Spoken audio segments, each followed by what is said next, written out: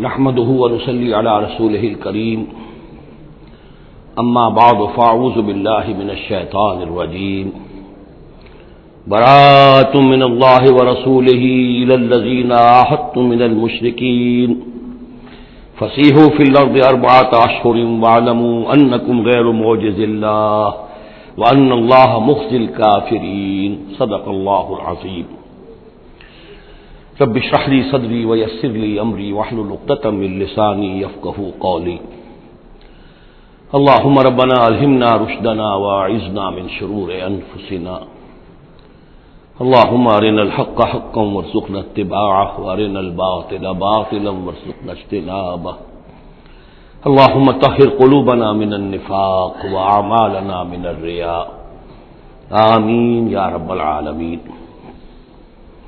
اب ہم اللہ کے نام سے سورہ توبہ کا آغاز کر رہے ہیں۔ یہ سورہ مبارکہ تجزیے کے اعتبار سے قرآن حکیم کی مشکل ترین صورت ہے۔ اس میں کئی خطبات ہیں جو مختلف مواقع پر نازل ہوئے ہیں، اور چونکہ قرآن مجید میں یہ چیز محفوظ نہیں ہے کہ کون سا خطبہ کس وقت نازل ہوا، اس کے حوالے سے بڑی تحقیق کی ضرورت ہوتی ہے، اور جن لوگوں نے اتنی تکلیف گوارا نہیں کی ہے وہ بہت سے مغالطوں میں خود بھی مبتلا ہوئے ہیں اور دوسروں کو بھی مبتلا کیا ہے۔ بہرحال پہلی بات تو یہ سمجھیے کہ یہ سورہ مبارکہ 2 بڑے بڑے حصوں پر مشتمل ہے۔ پہلا حصہ پہلے 5 رکوعوں پر مشتمل ہے اور دوسرا حصہ 11 رکوعوں پر مشتمل ہے۔ فلسفہ دین اور فلسفہ رسالت کے اعتبار سے ان دونوں حصوں کے مابین فرق یہ ہے کہ نبی اکرم صلی اللہ علیہ وسلم کی بعثت ہوئی تھی، براہ راست بعثت جن میں سے آپ خود تھے، یہ بعثت خصوصی ہے، بعثت خاصہ ہے کہ جو مشرکین عرب کی طرف ہے، بنی اسماعیل کی طرف ہے۔ ایک آپ کی بعثت عمومی ہے پوری نوع انسانی کی طرف، آپ 2 بعثتوں کے ساتھ مبعوث فرمائے گئے۔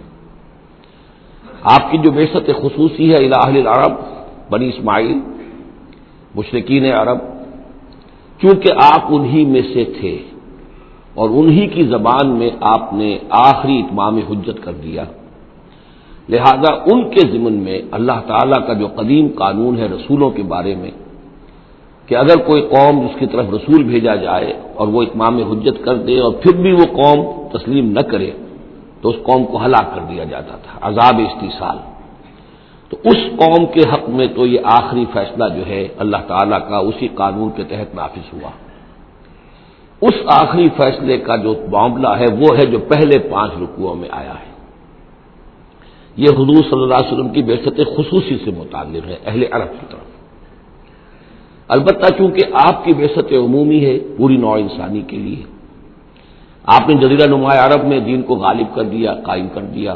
بعثت خصوصی کا تو گویا کہ آخری مقصد آخری درجے میں مکمل ہو گیا، لیکن یہ بعثت عمومی کے کام کا آپ نے آغاز فرمایا ہے صلح حدیبیہ کے بعد۔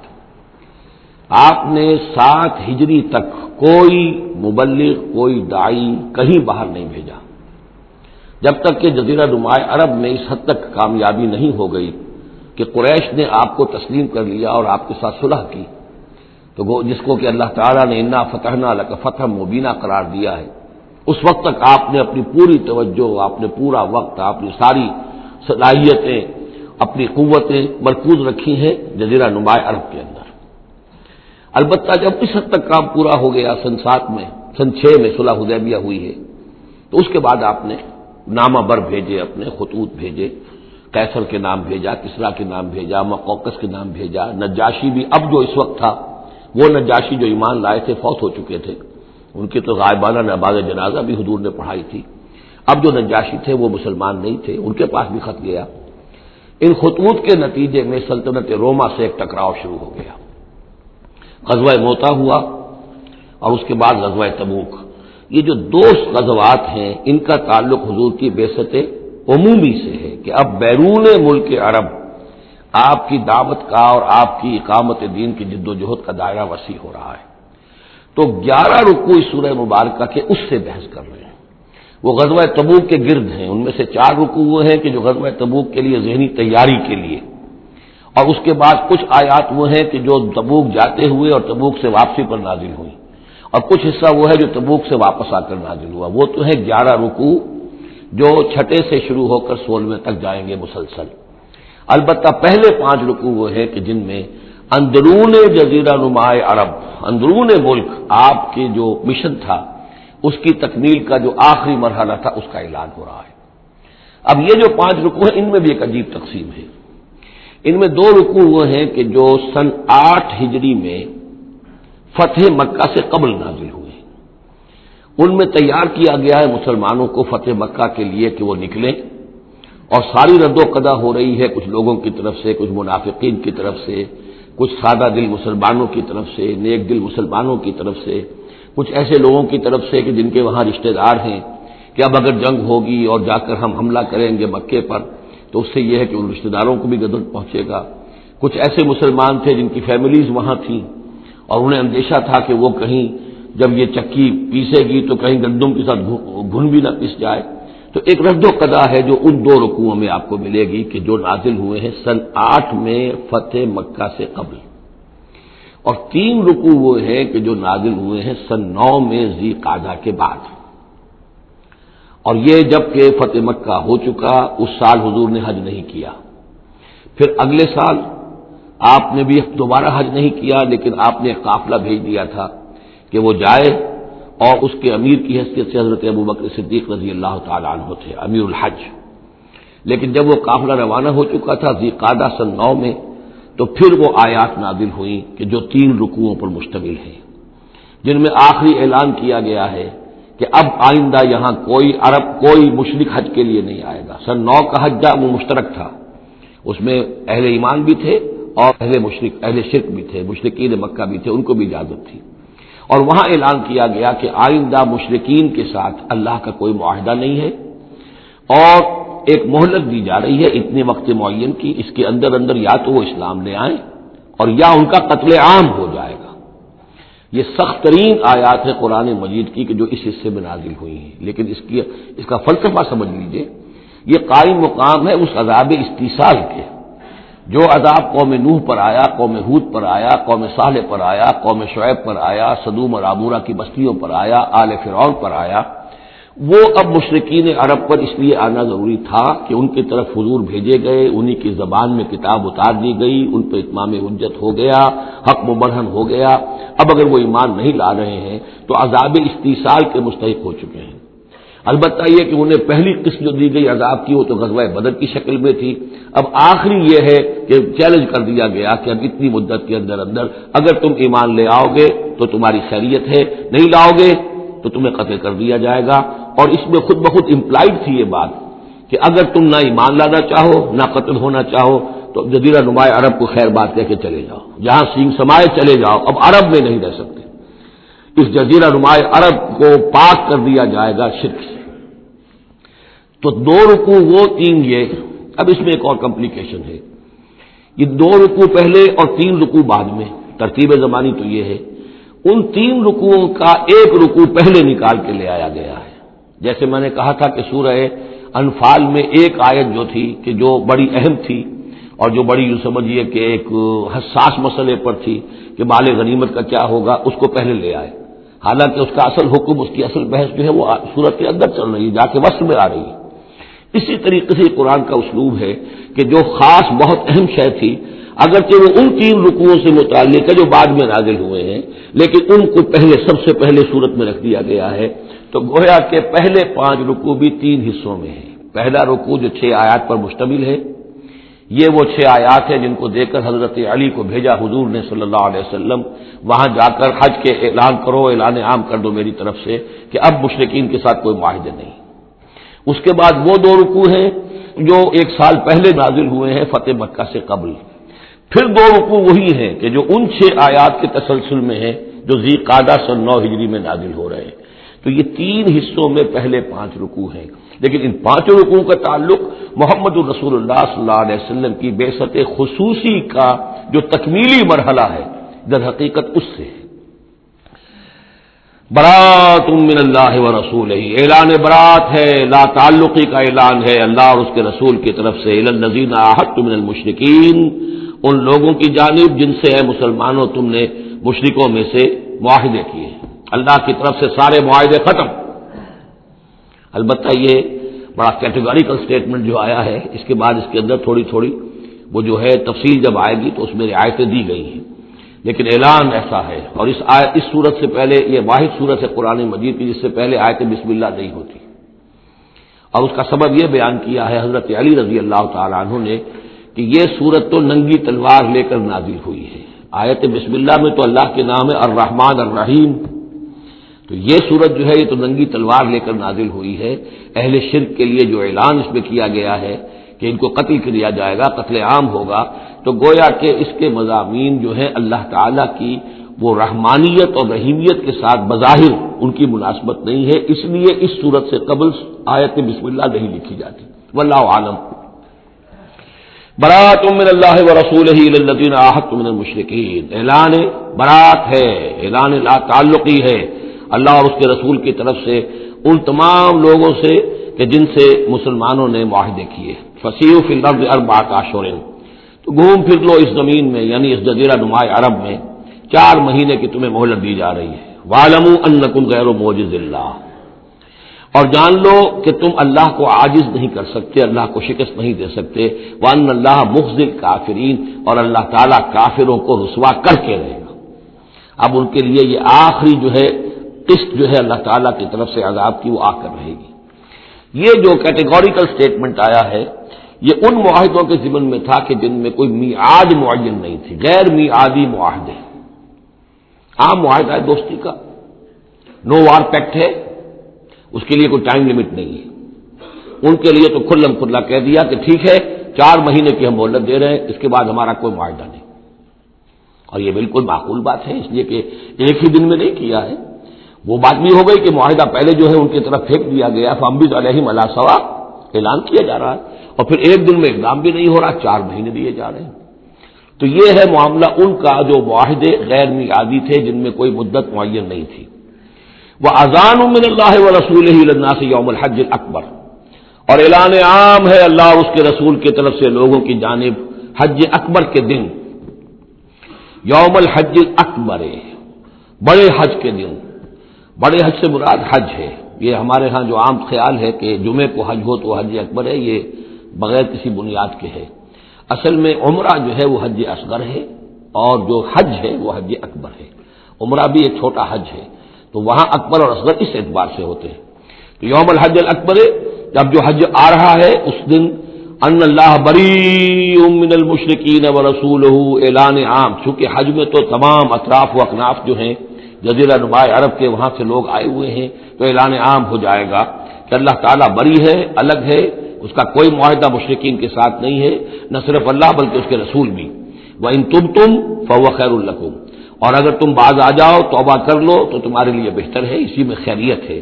وَإِن تَوَلَّيْتُمْ، اگر تم پیٹھ موڑ لو گے، روگردانی کرو گے، فَاعْلَمُوا أَنَّكُمْ غَيْرُ مُعْجِزِ اللَّهِ، تو سن رکھو تم اللہ کو عاجز نہیں کر سکتے، تم اللہ کو شکست نہیں دے سکتے۔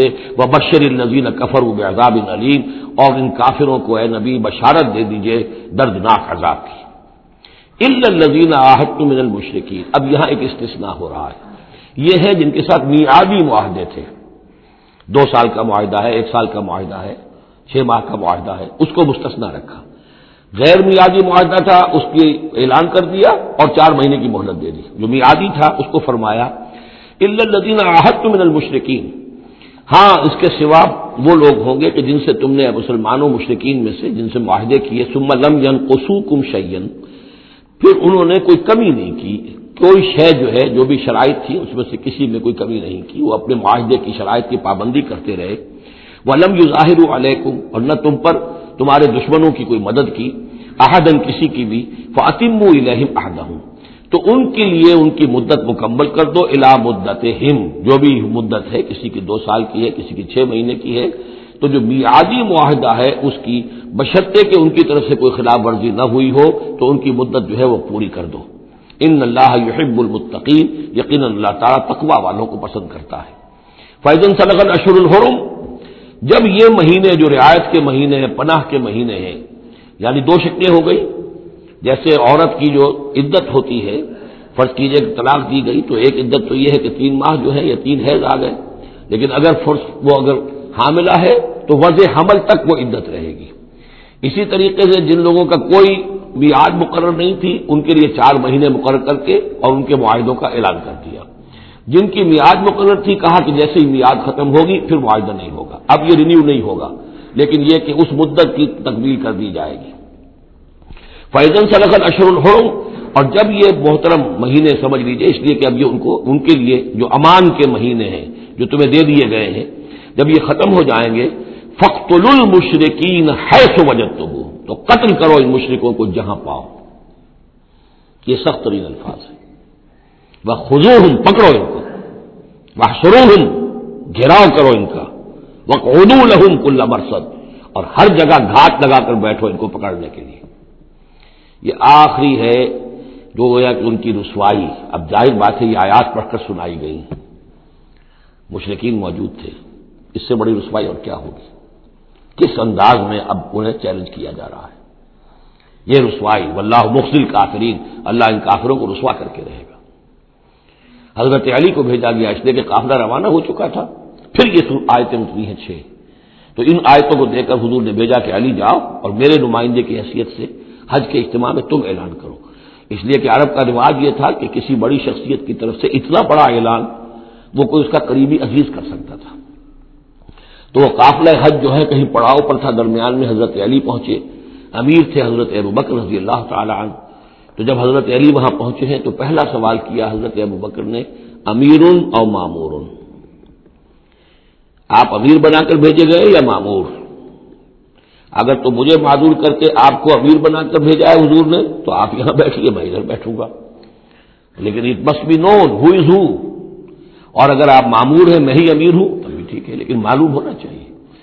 یہ نظم کا معاملہ ہے دین کے اندر، جماعتی زندگی، اور مسلمانوں کا حال یہ ہو گیا کہ سب سے زیادہ غیر منظم قوم دنیا میں مسلمانوں کی۔ یہاں یہ کہ آتے ہی پہلی بات یہ ہو رہی ہے امیر اور مامور، بات طے ہو جانی چاہیے۔ آپ امیر ہو کر آئے ہیں تو میں چارج دیتا ہوں آپ کو، اور مامور ہے تو مجھے معلوم ہونا چاہیے۔ ان کا مامور، میں مامور ہی بنا کے بھیجا گیا ہوں، امیر الحج آپ ہی ہیں۔ البتہ ان آیات کا اعلان میں کروں گا حضور کی طرف سے حج کے اجتماع میں، اس میں یہ اعلان ہو رہا ہے۔ فَإِذَا انسَلَخَ الْأَشْهُرُ الْحُرُمُ فَاقْتُلُوا الْمُشْرِكِينَ حَيْثُ وَجَدتُّمُوهُمْ وَخُذُوهُمْ وَاحْصُرُوهُمْ وَاقْعُدُوا لَهُمْ كُلَّ مَرْصَدٍ فَإِن تَابُوا وَأَقَامُوا الصَّلَاةَ وَآتَوُا الزَّكَاةَ، پھر اگر وہ توبہ کریں، نماز قائم کریں، زکوٰۃ ادا کریں، فَخَلُّوا سَبِيلَهُمْ، تو ان کا راستہ چھوڑ دو، کھول دو، مجھ مسلمان ہو گئے۔ ان اللہ غفور الرحیم، یقیناً اللہ غفور الرحیم ہے۔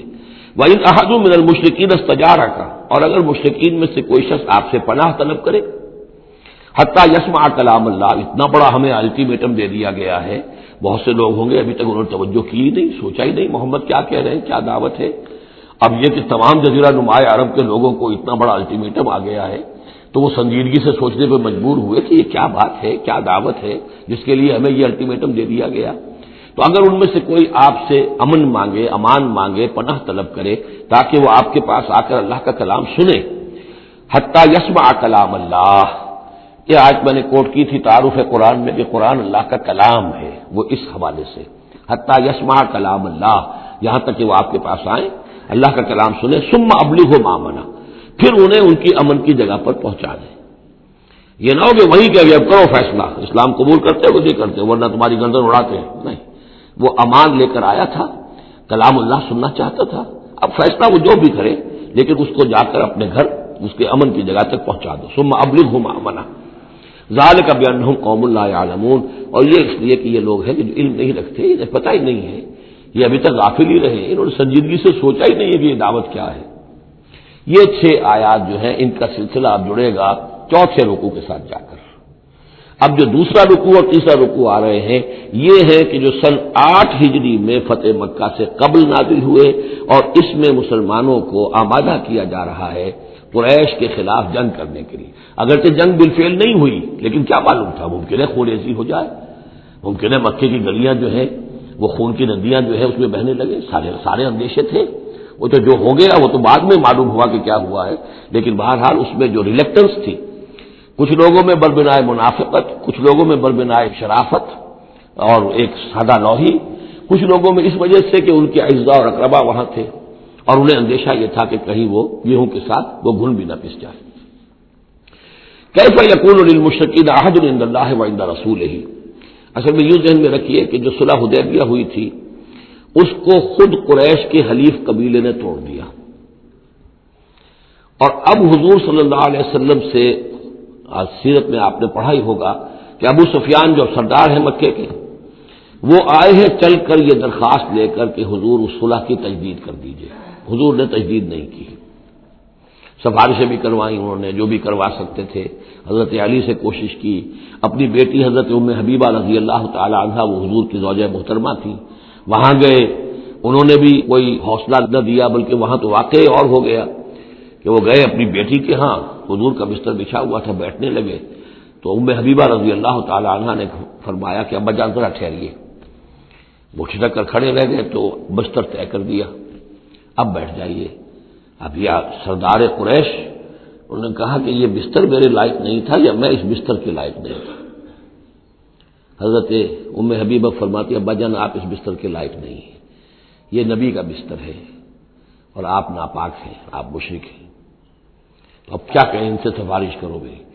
معلوم ہوا کہ وہ ساری گئے تو تھے اس لیے کہ بیٹی سے سفارش کروا دیں گے تو شاید زبان میں نہ کھل سکی ہو، پر اس وقت ہو سکتا ہے کہ بہت سے لوگوں نے یہ چیمے گوئیاں کی ہو کہ دیکھیے اچھی بات نہیں ہے، صلح اچھی بات ہوتی ہے، اب یہ قریش کا سردار آیا ہے، گڑ گڑا رہا ہے، سفارشیں کروا رہا ہے، تو صلح کر لینی چاہیے، کیوں صلح نہیں کر رہے حضور؟ اس کو پس منظر میں رکھیے، تب یہ آیتیں آپ کی سمجھ میں آئیں گی۔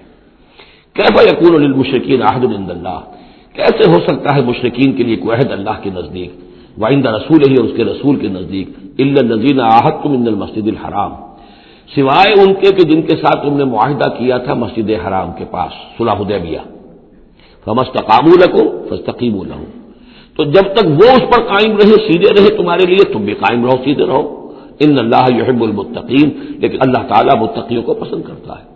یعنی جب تک انہوں نے نہیں توڑا تھا معاہدہ، ہم نے بھی پیروی کی، ہم نے اس کی پوری جو ہے پوری پابندی کی، لیکن یہ کہ اب جب کہ ان کی طرف سے یہ توڑا جا چکا ہے تو اب کوئی دباؤ نہیں ہے، کوئی اخلاقی اصول نہیں ہے کہ لازماً معاہدے کی تجدید کی جائے، اب صورتحال کو دیکھنا ہے۔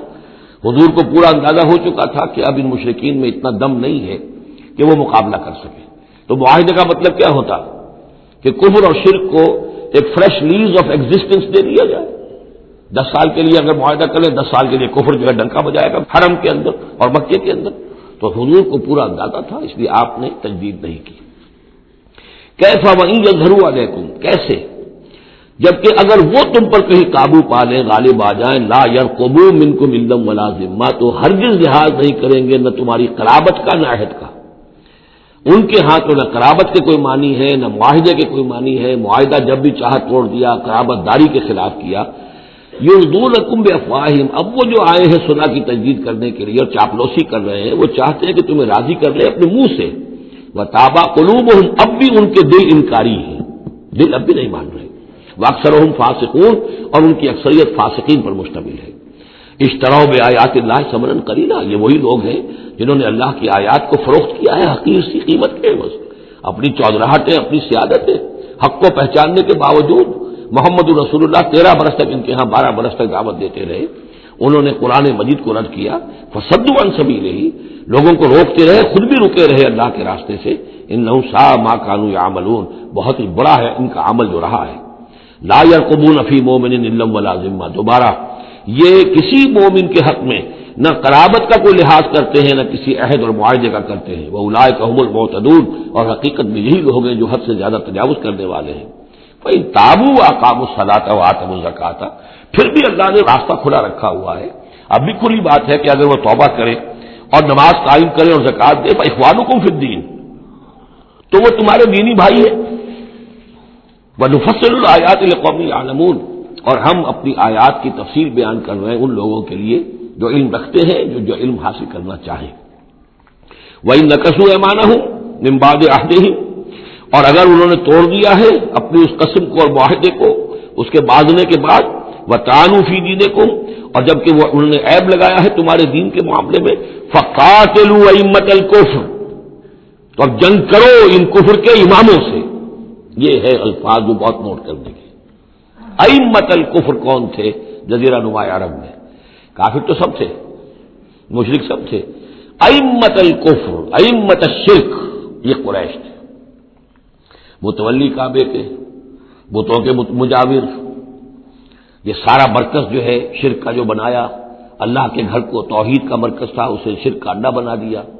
یہ ہے امام. جب تک ان کو شکست نہ دی جائے تو ظاہر بات ہے کہ جزیرہ نما عرب پر دین کے غلبے کا تصور نہیں ہے. چاہے وہاں کوئی فارمل حکومت نہیں تھی، کوئی سلطنت نہیں تھی، کوئی ریاست نہیں تھی، کوئی جو ہے فارمل دارالخلافہ نہیں تھا، لیکن معنوی اعتبار سے یہ ام القری، یہ مرکزی بستی ہے، یہ ہے اس پورے جزیرہ نما عرب کا صدر مقام ایک اعتبار سے. اور یہاں کے جو لوگ ہیں ائمۃ الکفر، ان کے ساتھ جنگ کرو. فقاتلوا ائمۃ الکفر، تو قتال کرو ان کفر کے اماموں سے. انہم لا ایمان لہم، ان کی کسی قسم کا کوئی پاس نہیں، ان کی کوئی قسمیں نہیں ہیں، کوئی اعتبار نہیں. لعلہم ینتہون، شاید کہ وہ باز آ جائیں، یعنی سختی سے شاید باز آ جائیں. اے مسلمانوں، نرمی کے ساتھ وہ باز آنے والے نہیں. الا تقاتلون قوما نکثوا ایمانہم، کیا ہو گیا تمہیں؟ تم جنگ نہیں کرنا چاہتے ایسی قوم سے جنہوں نے اپنے عہد کو توڑا؟ معاہدہ انہوں نے توڑا ہے، مسلمانوں نے تو نہیں توڑا، نہ مسلمانوں کے حلیف قبیلے نے توڑا. انہوں نے وعدہ جو کیا تھا اس کو توڑا ہے. تو کیا ہو گیا تمہیں؟ شرافت کی وجہ سے یا بزدلی کی وجہ سے یا منافقت کی وجہ سے یا اور کسی سبب سے تم ان سے جنگ نہیں کرنا چاہتے؟ اللہ تو قاتلونا، کیا تم قتال نہیں کرنا چاہتے قومن، اس قوم سے نکثوا ایمانہم، جنہوں نے اپنی قسمیں توڑی. وہموا باخراج الرسول، یہی تو ہے کہ جنہوں نے رسول کو مکے سے نکلنے پر مجبور کیا. وہم بدؤکم اول مرہ، اور انہوں نے ہی آغاز کیا تھا. ظاہر بات ہے کہ کتنا مسلمانوں کو ستایا تھا مکے میں، مسلمانوں میں سے بعضوں کو شہید کیا تھا مکے میں، کتنوں کو تکلیفیں دی تھی، ٹارچر کیا تھا، پرسیکیوٹ کیا تھا، انہوں نے کیا پہلی مرتبہ. اتخشونہم، اب دیکھیے یہ ہے وہ سرچنگ کوشچن. اے مسلمانوں، کیا ان سے ڈر رہے ہو؟ یہ کوئی بزدلی ہے جو تم پر طاری ہو گئی ہے؟ قریش کے خلاف اقدام سے گھبرا رہے ہو؟ اتخشونہم فاللہ احق ان تخشوہ ان کنتم مؤمنین، تو اگر تم مومن ہو تو اللہ زیادہ حقدار ہے کہ تم اس سے ڈرو. اب یہ اس کا حکم ہے، تمہیں اقدام آخری کرنا ہے. قاتلوہم، کرو جنگ ان سے. یعذبہم اللہ بایدیکم، اللہ تعالی عذاب دے گا انہیں تمہارے ہاتھوں. ویخزہم، اور ان کو رسوا کرے گا. وینصرکم علیہم، اور تمہاری مدد کرے گا ان کے خلاف. ویشف صدور قوم مومنین، اور اہل ایمان کے سینوں کی جلن کو دور کر دے گا، ٹھنڈک عطا فرمائے گا. یعنی اب بھی مکے میں ایسے لوگ تھے کہ جن پر ٹارچر ہو رہا تھا، وہ جو ضعیف تھے، جو نہیں کر سکتے تھے، سفر نہیں کر سکتے تھے، یا خواتین تھیں، تو ان کے اوپر جو بھی ظلم ہو رہے تھے. تو جب ان لوگوں کی اب درگت بنے گی تو ان کے بھی دلوں کو کچھ ٹھنڈک ملے گی، اور ان کو بھی کچھ نہ کچھ ان کے احساسات جو ہیں اس کے اندر کچھ سکون ہوگا. وَيُذْهِبْ غَيْظَ قُلُوبِهِمْ، ان کے دلوں میں جو غصہ بھرا ہوا، غم بھرا ہوا، اللہ تعالیٰ اسے نکالے گا. وَيَتُوبُ اللَّهُ عَلَىٰ مَن يَشَاءُ، اور اللہ تعالیٰ توبہ نصیب کر دے گا جس کو چاہے گا توبہ کی توفیق دے دے گا. وَاللَّهُ عَلِيمٌ حَكِيمٌ، اور اللہ تعالیٰ علیم اور حکیم ہے. اب تیسری مرتبہ وہ آیت آ گئی ہے قرآن میں. ام حسبتم ان تترکوا، ام حسبتم ان تدخلوا الجنة ولما يأتكم مثل الذين خلوا من قبلكم مستهم البأساء والضراء وزلزلوا حتى يقول الرسول والذين معه متى نصر الله الا ان نصر الله قريب. اسی طرح پھر یہ آیت ہے 214 سورہ بقرہ کی، 142 سورہ آل عمران کی. ام حسبتم ان تدخلوا الجنة، اب یہ تیسری مرتبہ ام حسبتم ان تترکوا. اور یہ آیت نمبر 16 ہے، 1 اور 6 کو بھی جمع کریں گے تو 7 بنے گا. ام حسبتم ان تترکوا، تم چھوڑ دیے جاؤ گے. ولما یعلم اللہ الذین جاہدوا منکم، ابھی تو اللہ نے دیکھا ہی نہیں کون ہے تم میں سے حقیقت میں جہاد کرنے والے. دوسری قوموں کے خلاف جہاد کرنا اور تھا، اب اپنی قوم کے خلاف جہاد کرنے کے لیے جانا. ظاہر بات ہے کہ اس کے اندر ایک اور اضافی امتحان ہے جو اللہ تمہارا لے لینا چاہتا ہے. وَلَمْ يَتَّخِذُوا مِن دُونِ اللَّهِ وَلَا رَسُولِهِ وَلَا الْمُؤْمِنِينَ وَلِيجًا، اور دیکھ لینا چاہتا ہے اللہ کہ کون ہے وہ لوگ کہ جو اللہ کے سوا اور اس کے رسول کے سوا اور اہل ایمان کے سوا کسی کے ساتھ دلی تعلق، دلی محبت اور دلی رازداری کا کوئی تعلق نہیں رکھتے. یہ رشتے جب تک کٹیں گے نہیں ایمان کی تلوار سے، اس وقت تک تمہارا خلوص جو ہے اللہ کے ساتھ اور دین کے ساتھ وہ کیسے ثابت ہوگا؟ واللہ خبیر بما تعملون، اور جو کچھ تم کر رہے ہو اللہ اسے باخبر ہے۔ ما کان للمشرکین ان یعمروا مساجد اللہ، ان مشرکوں کا تو یہ حق نہیں ہے کہ وہ آباد کریں اللہ کے گھروں کو۔ یہ مسجد ہے، اللہ کا گھر ہے، یہ بیت اللہ ہے، یہ مشرکین اس کے متولی بنے بیٹھے ہیں، ان کا کوئی حق نہیں ہے۔ یہ توحید کا مرکز ہے بیت اللہ۔ ما کان للمشرکین، نہیں ان کا یہ حق ان یعمروا مساجد اللہ، یہ متولی بنے بیٹھے ہوئے ہیں اس کے، شاہدین علی انفسہم بالکفر، اپنے اوپر کفر کی گواہی دیتے ہوئے، یعنی اعلانیہ کافر ہیں، مشرک ہیں، اور پھر اس بیت اللہ کے متولی بنے ہوئے۔ اولئک حبطت اعمالہم، ان کے سارے اعمال حبط ہو گئے، یعنی حاجیوں کی خدمت کر دی، پانی پلا دیا، یہ کر دیا، وہ کر دیا، ان کی کوئی حیثیت اللہ کی نگاہ میں نہیں ہے۔ ان کے جو شرک ہے اور کفر ہے اس نے ان کے تمام اعمال حبط کر دیے۔ تو فی النار ہم خالدون، اور آگ ہی میں وہ رہیں گے ہمیشہ ہمیشہ۔ انما یعمر مساجد اللہ من آمن باللہ والیوم الآخر، مسجدیں اللہ کی مسجدوں کو آباد کرنا تو ان کا حق ہے جو ایمان لائے اللہ پر اور یوم آخر پر، واقام الصلاۃ، اور نماز قائم کریں، وآت الزکوٰۃ، اور زکوٰۃ ادا کریں، ولم یخش الا اللہ، اور نہ ڈرے کسی سے سوائے اللہ کے۔ فعسیٰ اولئک ان یکونوا من المہتدین، تو ایسے لوگ ہیں کہ جو جن کے بارے میں توقع ہے کہ وہ راہ یاب ہوں گے اور منزل مراد تک پہنچ جائیں گے۔ اجعلتم سقایۃ الحاج و عمارۃ المسجد الحرام کمن آمن باللہ والیوم الآخر، کیا تم نے حاجیوں کو پانی پلانا اور مسجد حرام کو آباد رکھنا اس کو برابر کر دیا ہے اس کے کہ جو شخص ایمان لایا اللہ پر اور یوم آخر پر، وجاہد فی سبیل اللہ، اللہ کی راہ میں جہاد کرے؟ یہ مشرکین مکہ، مشرکین قریش جو کیا کرتے ہیں، ان کا یہی کریڈٹ ان کا کیا ہے کہ بیت اللہ کو آباد رکھا ہوا ہے، حاجی آ رہے ہیں تو ان کی خدمت کر رہے ہیں، انہیں دودھ پانی پلا رہے ہیں، تو بس یہی تو کیا یہ چیزیں برابر ہو گئی ان کے کہ جو ایمان لائے اللہ پر اور یوم آخر پر اور جنہوں نے جہاد کیا اللہ کی راہ میں؟ لا یستوون عند اللہ، یہ دونوں برابر نہیں اللہ کے نزدیک۔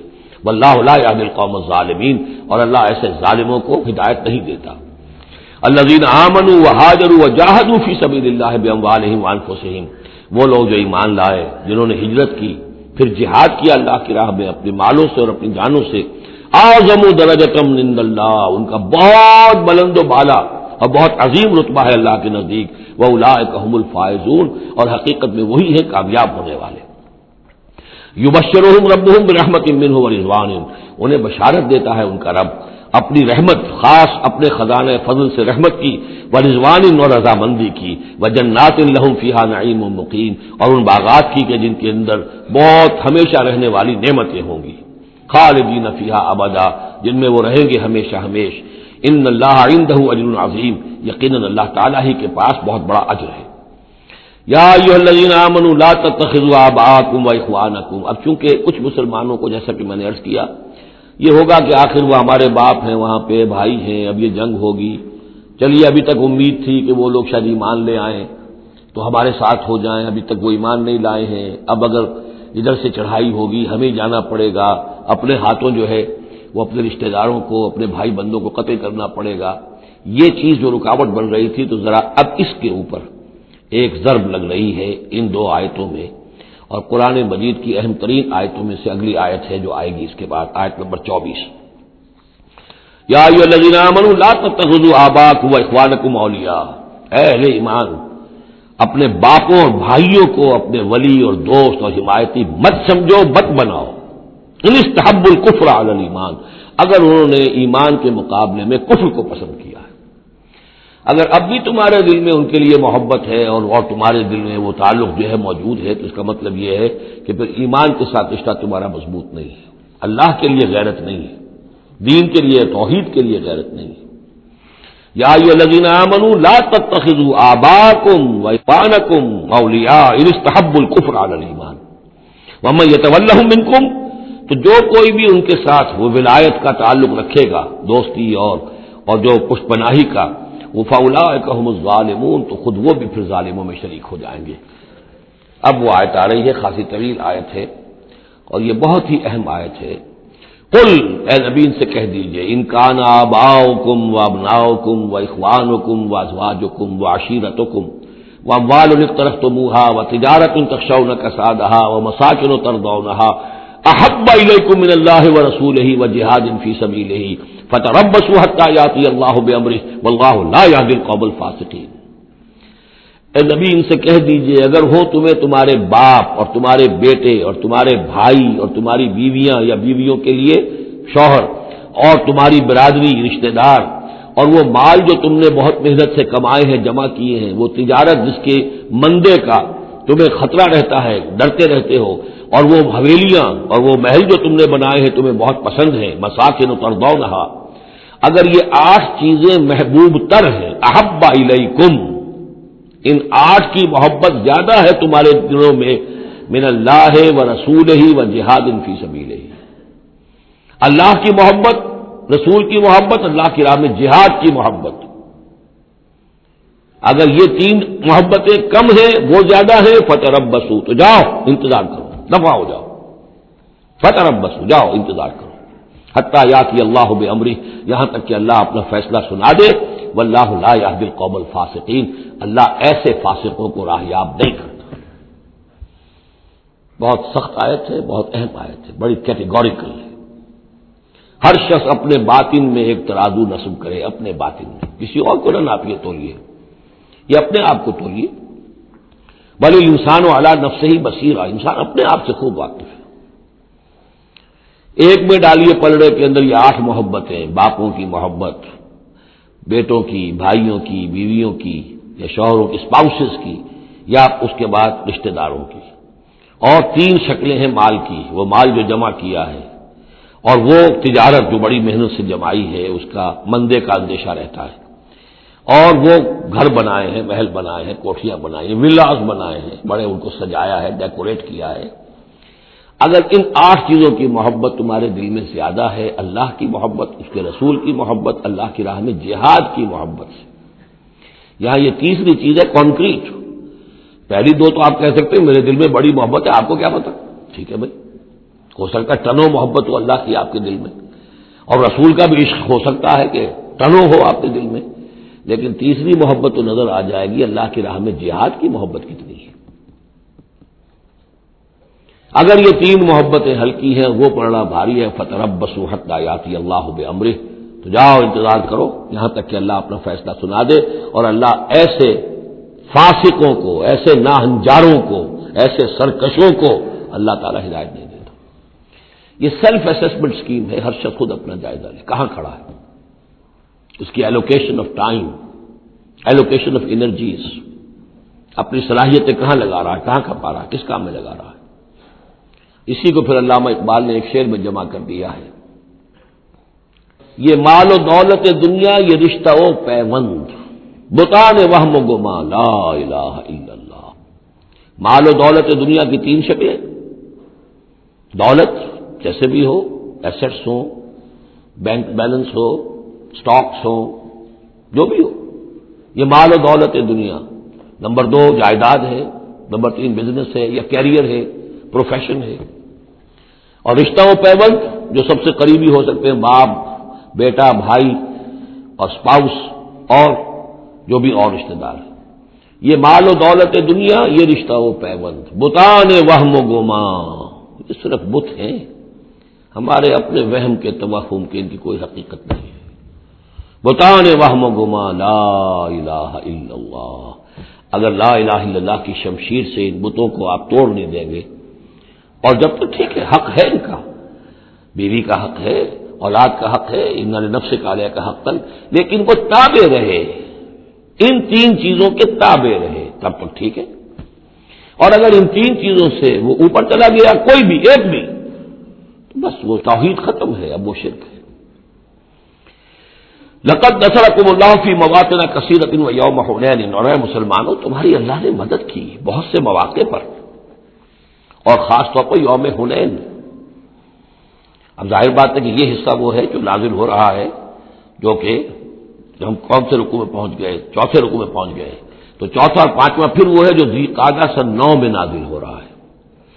تیسرا رکوع جہاں ختم ہوا، وہ 2 رکوع ختم ہو گئے کہ جو قریش پر حملے کے ضمن میں اور مکے کی طرف اقدام کے ضمن میں جو رد و قدا ہو رہی تھی، اور وہ فتح مکہ سے پہلے نازل ہوئے سن 8 ہجری میں، رمضان سے قبل۔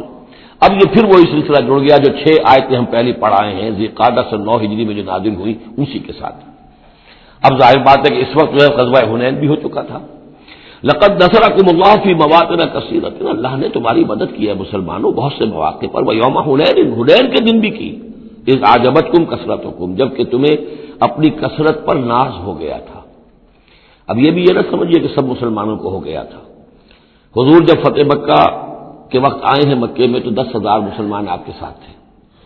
پھر اس کے بعد آپ نے جب طائف پر حملے کا فیصلہ کیا اور اس کے بعد آپ میدان میں نکلے اور حنین کی جنگ ہوئی ہے تو 12,000 کا لشکر آپ کے ساتھ تھا۔ 10,000 وہ تھے اور 2,000 یا تو وہ لوگ تھے جو فتح مکہ کے بعد ایمان لائے، نو مسلم سمجھ لیجئے اسی وقت جو ایمان لائے، اور یا ابھی وہ مشرک ہی تھے لیکن چونکہ اب وہ رعایا ہو گئے مسلمانوں کی تو وہ بھی گویا کہ شریک تھے اس میں ان کے خادموں اور معاونین کی حیثیت سے۔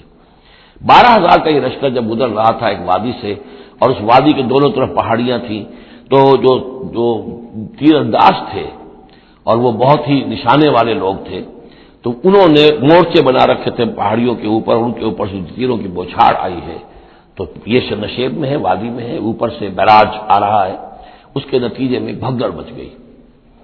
بعض روایات میں تو آتا ہے کہ حضور کے ساتھ صرف 30-40 آدمی رہ گئے، علامہ شبلی نے یہی لکھا ہے 30-40 آدمی رہ گئے، لیکن سید سلیمان ندوی نے پھر اپنے استاد سے اختلاف کرتے ہوئے اسی میں سیرت النبی میں نوٹ دیا کہ نہیں 300-400 آدمی رہ گئے تھے، لیکن 300-400 آدمی بھی رہ جائیں 12,000 میں سے تو بھگدڑ بہت بڑی تھی۔ اس وقت پھر حضور خود اپنی سواری سے اترے ہیں، علم اپنے ہاتھ میں لیا ہے، رجز آپ نے پڑھا ہے، انا النبی لا کذب انا ابن عبد المطلب، میں نبی ہوں اس میں کوئی شک نہیں، چاہے یہ 12,000 میرا ساتھ دے تب بھی نبی ہوں، کوئی ساتھ نہ دے تب بھی نبی ہوں، اور میں عبد المطلب کا بیٹا یعنی پوتا میدان میں موجود ہوں۔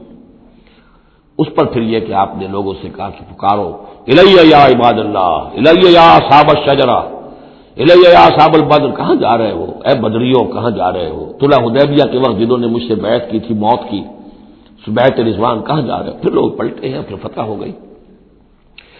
اذ اعجبتکم کثرتکم، جبکہ تمہیں اپنی کثرت پر ناز ہو گیا تھا، فلم تغن عنکم شیئا، تو وہ کثرت تمہیں کچھ نہ بچا سکی، کچھ کام نہ آ سکی تمہارے، وضاقت علیکم الارض بما رحبت، اور تم پر زمین اپنی پوری فراخی کے باوجود تنگ آ گئی، تنگ پڑ گئی، تنگ ہو گئی، ثم ولیتم مدبرین، اور پھر تم پیچھے پیٹ موڑ کر بھاگے، ثم انزل اللہ سکینتہ علی رسولہ، پھر اللہ نے نازل فرمایا اپنی طرف سے سکون اور تسکین اپنے رسول پر، وعلی المومنین، اور اہل ایمان پر، وانزل جنودا لم تروها، اور اس وقت بھی اللہ نے ایسے لشکر بھی اتارے جنہیں تم نے نہیں دیکھا، وعذب الذین کفروا، اور عذاب دیا کافروں کو، وذالک جزاء الکافرین، اور یقیناً یہ کافروں کا بدلہ یہی ہے۔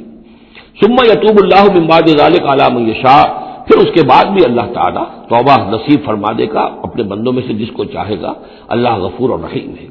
یا ایھا الذین آمنوا انما المشرکون نجس فلا یقربوا المسجد الحرام بعد عامهم ھذا، اہل ایمان یہ مشرک ناپاک ہیں، پلید ہیں، تو اب یہ اس سال کے بعد مسجد حرام کے قریب نہ پھٹکنے پائیں۔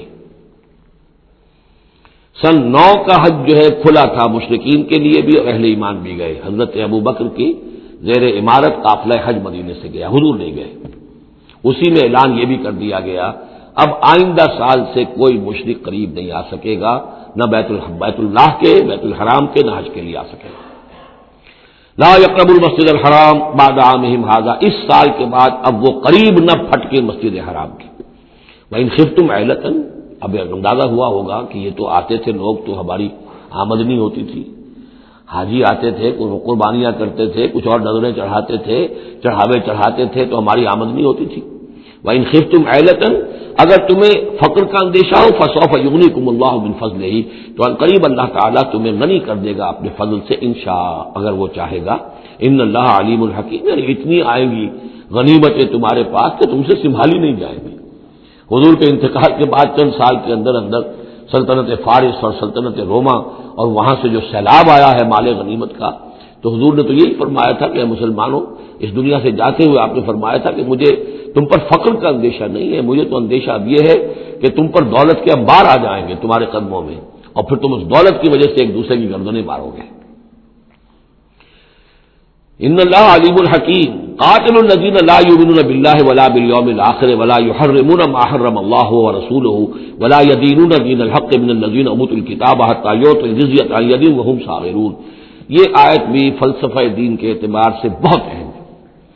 جنگ کرو ان لوگوں سے جو نہ ایمان رکھتے ہیں اللہ پر نہ یوم آخر پر، جو حرام نہیں ٹھہراتے جس کو اللہ اور اس کے رسول نے حرام ٹھہرایا، اور نہ قبول کرتے ہیں دین حق کی تابع داری من الذین اوتوا الکتاب، ان لوگوں میں سے کہ جن کو کتاب دی گئی تھی، حتی یعطوا الجزیۃ عن ید وہم صاغرون، یہاں تک کہ وہ اپنے ہاتھ سے جزیہ پیش کریں اور چھوٹے ہو جائیں، نیچے رہے، تابع ہو جائیں۔ یہ فرق ہے جو کیا گیا ہے۔ مشرکین عرب کے لیے تو کوئی آپشن نہیں تھا، یا ایمان لاؤ یا گردن مار دی جائے گی، اس لیے کہ ان میں سے تھے حضور صلی اللہ علیہ وسلم، ان پر اتمام حجت بدرجہ آخر ہو گیا۔ لیکن یہ کہ باقی لوگوں کے لیے، نصارہ اور یہود کے لیے بھی اسی کتابیں بقیہ پوری نوع انسانی ہے، تمام انسان، پھر فارس کے لوگ تھے یا ہندوستان کے لوگ تھے یا اور تھے، ان سب کے لیے قانون یہی رہا ہے۔ کسی کے لیے یہ چیلنج نہیں ہے کہ تم یا ایمان لاؤ یا قتل کر دیے جاؤ گے، اس کے بعد کسی کے لیے نہیں۔ یہ خاص وقت تھا اس قوم کے لیے اس عذاب کا کہ جس قوم نے ایک رسول کی دعوت کو رد کیا تھا۔ اب اس کے بعد تو رسول ہے بھی نہیں، موجود نہیں ہے، بنفس نفیس تو موجود نہیں ہے، معنوی طور پر ہے، وہ واقعتاً جو ہے مادی طور پر تو نہیں ہے۔ اس حوالے سے بقیہ پوری نوع انسانی کا معاملہ کیا ہے؟ ان کے سامنے یہ ہے کہ قتال ان سے بھی کیا جائے گا، جنگ ان سے بھی کی جائے گی، یہاں تک کہ وہ تابع ہو جائیں، اللہ کے دین کی بالادستی کو قبول کر لیں، لیکن اس کے نیچے وہ یہودی رہیں، وہ مجوسی رہیں، وہ ہندو رہیں، وہ سکھ رہیں، وہ پارسی رہیں، وہ جو بھی چاہے رہیں، انڈیویجول کو کسی کو اسلام لانے پہ مجبور نہیں کیا جائے گا، اور یہ نہیں ہوگا کہ گردن اڑا دی جائے گی یا اسلام لاؤ۔ وہ معاملہ تھا مشرکین عرب کے لیے۔ یہ جو زمین و آسمان کا فرق، اس کو اچھی طرح سمجھ لیجئے۔ یہی وجہ ہے کہ پھر جب دور صحابہ میں اور دور خلافت راشدہ میں فوجیں نکلی ہیں صحابہ کی، تو 3 آپشنز دیتے تھے وہ۔ ایمان لے آؤ، تم ہمارے برابر کے ہو جاؤ گے، تمہارے حقوق ہمارے حقوق برابر، ہم یہ بھی نہیں کہیں گے ہم سینئر ہیں تم جونیئر ہو، تمہارے حق کا برابر، بالکل برابر۔ اگر ایمان نہیں لاتے، تابع داری اختیار کرو، جزیہ دو، اور اسلامی ریاست کی بالادستی قبول کرو، پھر تم یہودی رہو، مجوسی رہو، عیسائی رہو، نصرانی رہو، جو چاہو رہو، ہندو رہو، بدھ مت کے رہو، جو چاہو رہو۔ اگر یہ بھی نہیں گوارا، گویا کہ تم باطل کے نظام کو قائم رکھنا چاہتے ہو، تو پھر تیسرا آلٹرنیٹو تلوار آئے گی، میرے اور ہمارے تمہارے درمیان فیصلہ کرے گی، آ جاؤ میدان جنگ میں۔ 3 آپشنز ان کے لیے، مشرکین عرب کے لیے بھی 3 آپشن بن گئے تھے 2 ہی، یا ایمان لاؤ یا قتل کر دیے جاؤ گے۔ تیسرا آپشن یہ تھا کہ جزیرہ نما عرب چھوڑ کر جہاں چاہو بھاگ جاؤ، یہاں نہیں رہ سکتے، لیکن یہ اس میں امپلائڈ تھا نہیں، کلیئر نہیں تھا، اسپیلٹ آؤٹ نہیں تھا۔ لیکن ان کے لیے یہ دوسرا آپشن تھا، قاتل الذین لا یؤمنون باللہ، قتال کرو ان سے جو ایمان نہیں رکھتے اللہ پر نہ یوم آخر پر، ولا یحرمون ما حرم اللہ ورسولہ، نہ حرام ٹھہراتے ہیں اور سمجھتے ہیں ان چیزوں کو جو اللہ اور اس کے رسول نے حرام کی ہیں، ولا یدینون دین الحق، اور نہ دین حق کو قبول کرنے کے لیے اور اس کی تابعداری کرنے کے لیے تیار ہیں، من الذین اوتوا الکتاب، اہل کتاب میں سے، ان سے بھی جنگ کرو، حتی یعطوا الجزیۃ عن ید، یہاں تک کہ وہ دے جزیہ ہاتھ سے، وہم صاغرون، اور چھوٹے ہو کر رہے، اسلام کی بالادستی قبول کریں۔ وقالت الیہود عزیر ابن اللہ، اور یہودیوں نے یہ اعتقاد گھڑ لیا تھا کہ عزیر اللہ کے بیٹے ہیں۔ وقالت النصارى المسیح ابن اللہ، اور نصارہ نے یہ عقیدہ گھڑ لیا کہ مسیح اللہ کے بیٹے ہیں۔ ذالک قولہم بافواہہم، یہ ان کی منہ سے باتیں ہیں جو نکلی ہیں، ان کی کوئی حقیقت نہیں ہے۔ یضاہئون قول الذین کفروا من قبل، یہ ریس کر رہے ہیں، نقل کر رہے ہیں ان لوگوں کی باتوں کی کہ جو ان سے پہلے جنہوں نے کفر کیا تھا۔ یہ میں اشارہ کر چکا تھا کہ متھرائزم یہ ایک مذہب تھا پرانا، اور خاص طور پر مصر اس کا بہت بڑا مرکز تھا۔ تو جب یہ سینٹ پال نے جب تبلیغ شروع کی ہے عیسائیت کی، اور وہ وہاں سے پھر بات جو ہے آگے بڑھی ہے، اور جینٹائلز کے اندر بھی تبلیغ اس نے شروع کی، تو اس نے پھر اپنے مذہب میں ایسے اعتقادات شامل کر لیے کہ یہ جو دوسرے مذہب کے لوگ ہیں وہ آسانی سے ہمارے اس مذہب میں عیسائیت میں آ جائیں۔ تو جو تثلیث مصر میں پہلے سے موجود تھی، اسی تثلیث کے نام بدل دیے۔ مصر میں تثلیث تھی God the father, Horus the son of God, and Isis the God mother. تو اللہ خدا اور ایک خدا کی ماں وہ جو آئسس دیوی یعنی اور خدا کا بیٹا. تو اللہ اور عیسیٰ اور مریم یہ پہلی تصنیف تھی ابتدائی کی جو بنی ہے. God the father, Horus the son of God and Isis the God mother. تو انہوں نے ان کی نقالی کی ہے, اس نقالی میں انہوں نے یہ تصنیف ایجاد کر دی ہے. قاتلہم اللہ انا یوفکون, اللہ تعالیٰ انہیں قتل کرے, ہلاک کرے. یہ کہاں سے بچلائے گئے ہیں؟ اتخذوا احبارهم ورهبانهم اربابا من دون اللہ. دوسری جو سب سے بڑی گمراہی ہوئی عیسائیوں میں وہ یہ ہے کہ انہوں نے اپنے احبار اور رہبان کو بھی رب بنا لیا اللہ کے سوا. اب یہ جو ہے اس پر اعتراض کیا تھا, اعتراض نہیں سوال کیا تھا حضرت علی ابن حاتم نے, جو مشہور ہیں حاتم طائی, بہت بڑے جو سخی تھے. وہ تو خیر فوت ہو چکے تھے حضور کی بعثت سے قبل, اور وہ عیسائی تھے. ان کے بیٹے تھے یہ علی ابن حاتم, یہ ایمان لے آئے. لیکن ایک روز انہوں نے حضور سے پھر یہ کہا کہ حضور یہ بات کچھ سمجھ میں نہیں آئی, قرآن کہتا ہے کہ ہم نے بحیثیت عیسائی اپنے احبار اور رہبان کو اپنا خدا بنا لیا, ارباب بنا لیا. تو ایسی بات تو نہیں ہے, تو اس کا مفہوم کیا ہے؟ تو آپ نے فرمایا کیا یہ صحیح نہیں ہے کہ جس شے کو وہ حلال کہہ دے تم حلال مان لیتے ہو, جس شے کو وہ حرام کہہ دے تم حرام مان لیتے ہو؟ کہ جی یہ تو ہے, تو یہی تو خدا بنا مان لینا ہے. یعنی قانون سازی کا حق اللہ کو حاصل ہے. یہاں پوپ صاحب کو پورا اختیار ہے, جو چاہے فیصلہ کر دے. تو 2000 سال تک تو حضرت مسیح کو سولی دینے کا الزام یہودیوں پر رہا. اب آ کر اچانک انہوں نے ایک ڈیکری, ایک فرمان کے ذریعے سے بری کر دیا. تاریخ کو بدل دیں, حرام کو حلال کر دیں, حلال کو حرام کر دیں. یہی ہمارے ہاں بھی ایک پوپ ہوتے ہیں. یہ جو ہمارے یہاں اسماعیلی ہیں, ان کا جو امام حاضر ہے وہ معصوم ہے, اور وہ جس چیز کو چاہے حلال کر دے, جس چیز کو چاہے حرام کر دے. انہوں نے بھی شریعت ثابت کی ہوئی ہے, اسماعیلیوں پر شریعت نہیں ہے. ایک اسماعیلی وہ ہیں جو ہنزا وغیرہ میں رہتے ہیں, ان کے ہاں شریعت ہے. یہ پرانے اسماعیلی ہیں کہ جو باہر سے آ کر یہاں پر آباد ہوئے تھے. ایک یہ گجرات کے علاقے میں آ کر جب اسماعیلیوں نے اپنی تبلیغ کی ہے تو انہوں نے وہی کیا جو سینٹ پال نے کیا تھا, شریعت ثابت کر دی. اور جو ہندوؤں کا عقیدہ تھا اس کے اندر 9 اوتار تھے, 9 اوتار آ چکے ہیں دنیا میں اللہ کے. ان کا کہ حضرت علی 10ویں اوتار ہیں, دشم اوتار. وہ دشم اوتار ان کے عقیدے میں شامل ہو گیا. اور جو ان کا امام حاضر ہے اسے پورا اختیار حاصل ہے, شریعت کی جس چیز کو چاہے منسوخ کر دے, جو چیز چاہے حرام قرار دے دے, جو چیز چاہے حلال قرار دے دے. یہ ہے دین. تو اتخذوا احبارهم ورهبانهم, تو یہ تو گویا کہ خدائی بنا لیا, یہ اختیار تو خدائی ہے.